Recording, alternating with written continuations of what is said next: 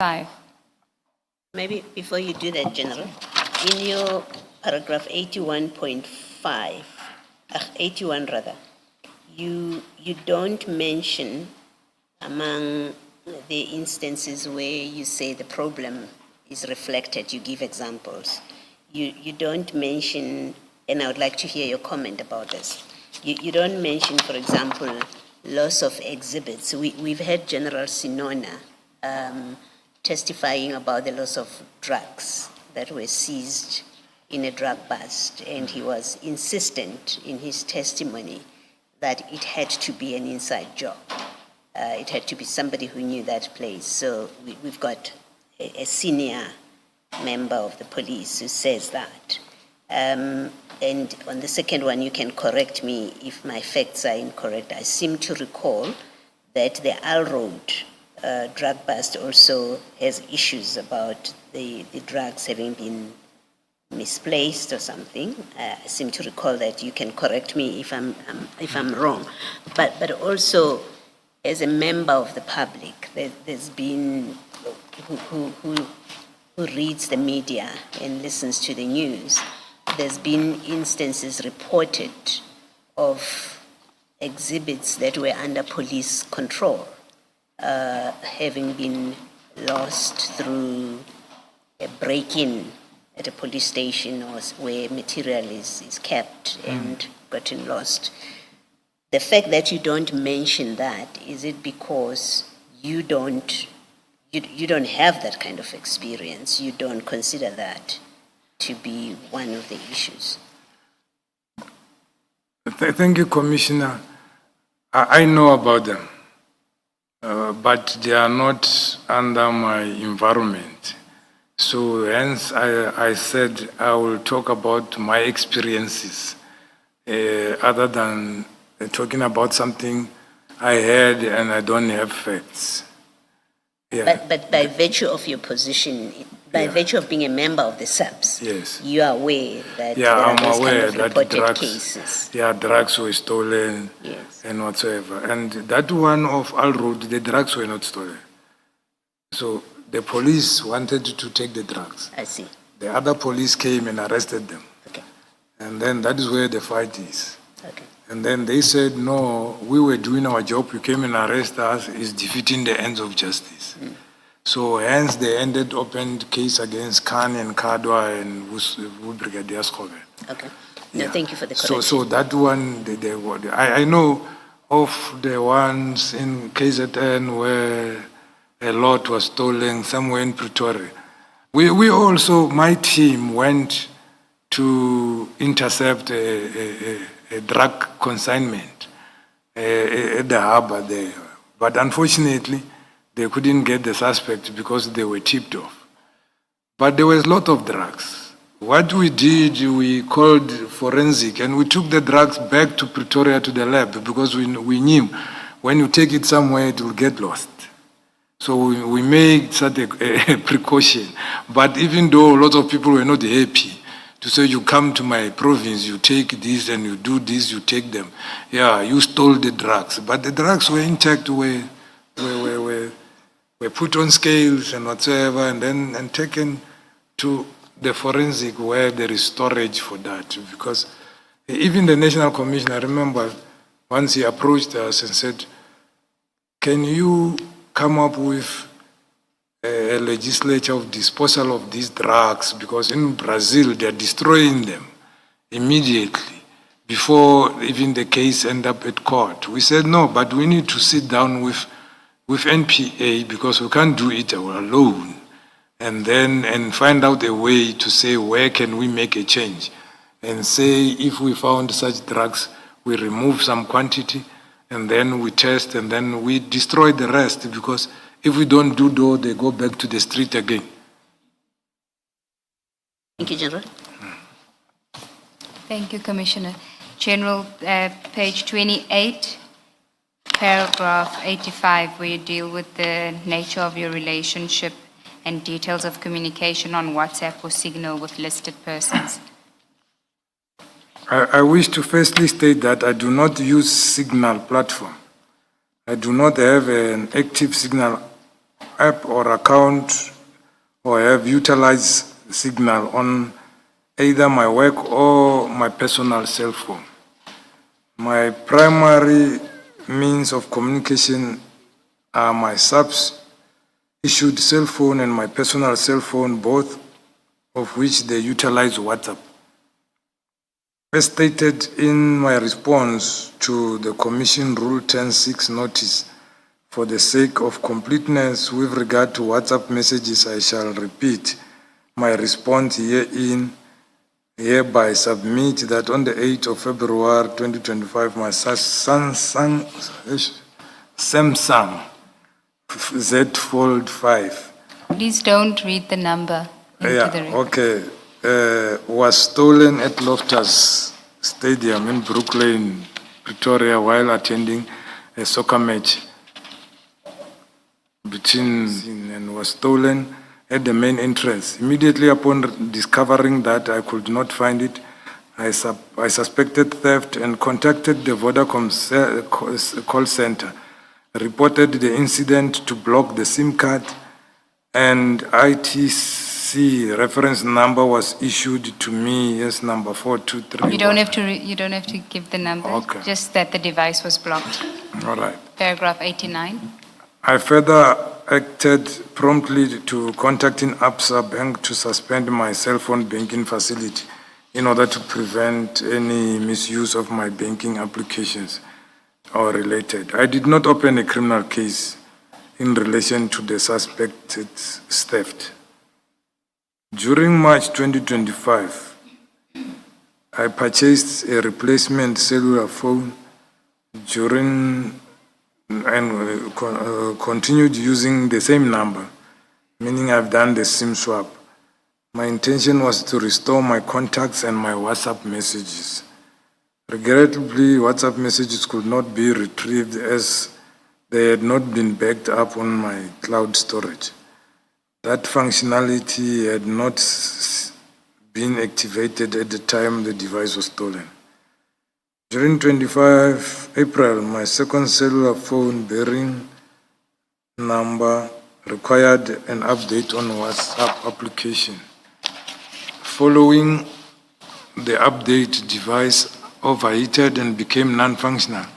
The phone was taken to Vodacom, where it was assessed and restarted after it was determined that the system had crashed. As a consequence of the reset, all restored messages on the device were permanently lost. No backup existed. As a result of the above, all WhatsApp messages stored on my devices became irretrievable. To the best of my recollection, I do not recall receiving or sending messages to Mr. Matlala after the phone was repaired. In further... Sorry, General, can we just clarify? You say, to the best of my recollection, I do not recall receiving or sending WhatsApp messages to Mr. Matlala after the phone was repaired. You're referring to the one that overheated and was non-functional? Yeah. And is that your... 079, my official. You don't have to say the number. Is that your SAPS number or your home number? My SAPS number. The SAPS number. Yeah. Had you received or sent WhatsApp messages to Mr. Matlala on your personal number? Yes. During this period? Yes. Okay. Continue. I further confirm that in the ordinary course of managing device storage, I periodically delete non-essential messages in order to maintain storage capacity and device functionality. This practice is normal and prevalent among cellular phone users. It was not undertaken with any intention to conceal information.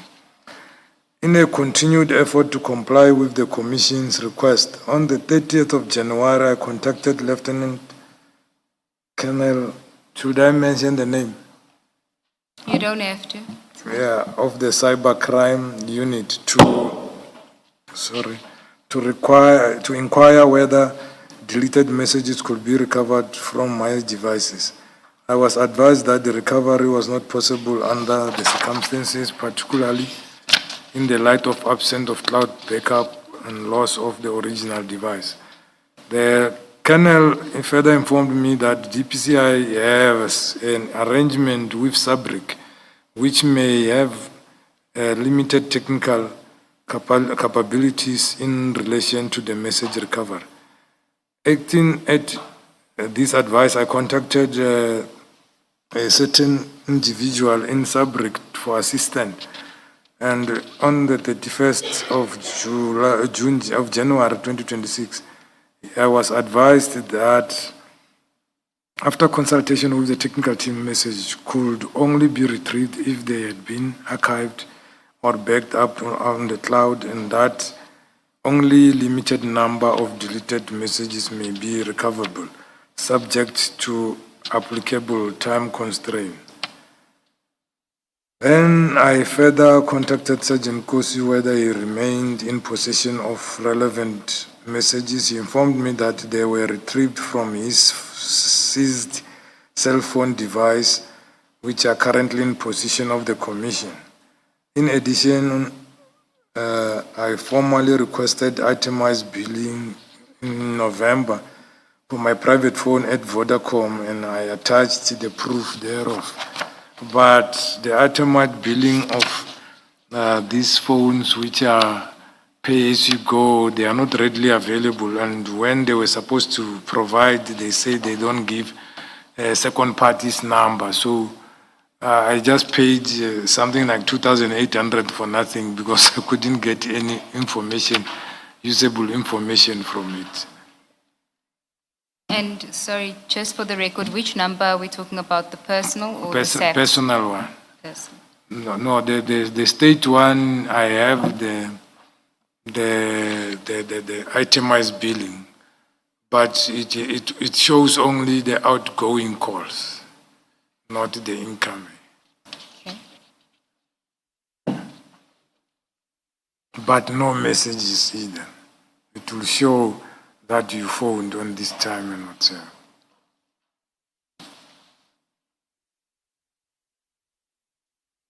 In response to the question contained in the summons, the nature of my relationship, details of my communication conducted via WhatsApp and Signal, any other electronic message platform with person below, I set out my response individually as set out below. For completeness, I address the origin of relationship, the context within my interaction occurred, the nature of extent of electronic communication exchange. Unless otherwise indicated, such communications were informal, social, or work-related within ordinary professional engagement and did not involve the disclosure of classified information, operational strategy, or confidential investigative material. I further record that my responses are confined to matters within my personal knowledge and recollection. Then I start with, on the summons, they wrote Vusimuzi. I know him as Vusi Abednego Makuela, not Vusimuzi.